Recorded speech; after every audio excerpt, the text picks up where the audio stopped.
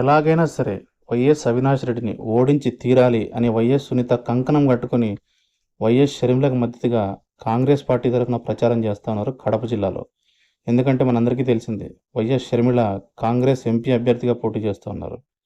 తనకు ప్రత్యర్థి వైఎస్ అవినాష్ రెడ్డి, తెలుగుదేశం తరఫున భూపేష్ రెడ్డి చేస్తూ ఉన్నారు. కాకపోతే పరిస్థితులు చూస్తూ ఉంటే భూపేష్ రెడ్డి పోటీ కేవలం నామమాత్రంగానే అనిపిస్తూ ఉంది. ఎందుకంటే రాష్ట్ర రాజకీయాలు, రాష్ట్రంలో జరుగుతున్న ఇష్యూస్, నిరుద్యోగము, ఇవన్నీ రాష్ట్ర ఎజెండాల్లో ఎలక్షన్లుగా జరుగుతున్నట్లేదు, ముఖ్యంగా కడపలో.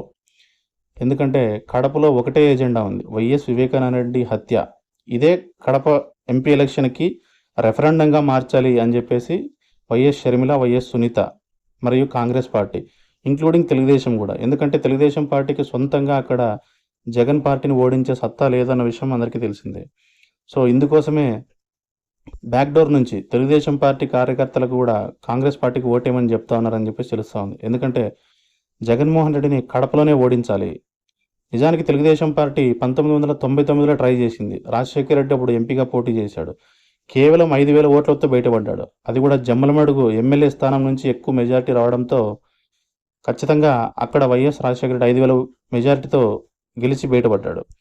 పరిస్థితి చూస్తూ ఉంటే ఇప్పుడు కూడా అదేలా ఉండేలా అనిపిస్తుంది. ఎందుకంటే వైఎస్ వివేకానంద రెడ్డి హత్యనే అక్కడ ఎన్నిక ఎజెండా అయిపోయింది. దీంతో వైఎస్ సునీత, వైఎస్ షర్మిల తను మాట్లాడుతున్న 10 మాటల్లో 9 మాటలు వైఎస్ వివేకాన్ని ఎలా చంపారు, ఎవరు చంపారు, ఇది మాత్రమే చెప్తా ఉన్నారు.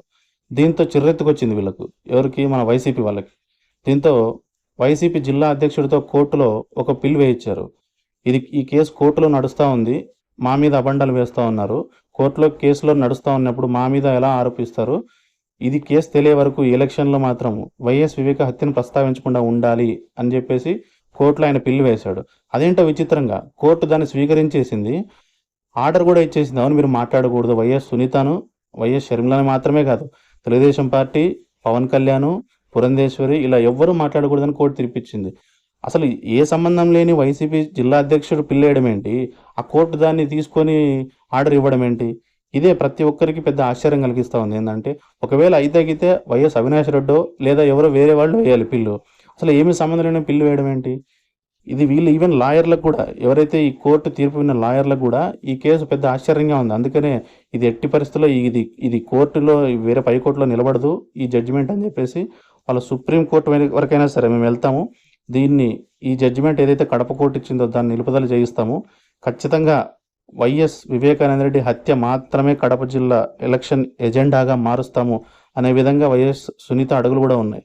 చూడాలి ఏం జరగబోతా ఉందో. ఒకటి మాత్రం నిజం, కడప ఎంపీ స్థానం మాత్రం ఖచ్చితంగా ఆంధ్రప్రదేశ్లో ఆసక్తి రేపుతున్న ఒకే ఒక్క ఎంపీ స్థానం ఏదైనా ఉందంటే కడప. చూడాలి వైఎస్ జగన్మోహన్ రెడ్డి తన పట్టు నిలుపుకుంటాడా, లేదా వైఎస్ షర్మిల కాంగ్రెస్ పార్టీకి, ఆల్మోస్ట్ చచ్చిపోయిందన్న పార్టీకి ఊపిరి ఎక్కడైతే పోయిందో అక్కడే కడప నుంచి మళ్ళీ ఊరు వస్తుందా? చూడాలి.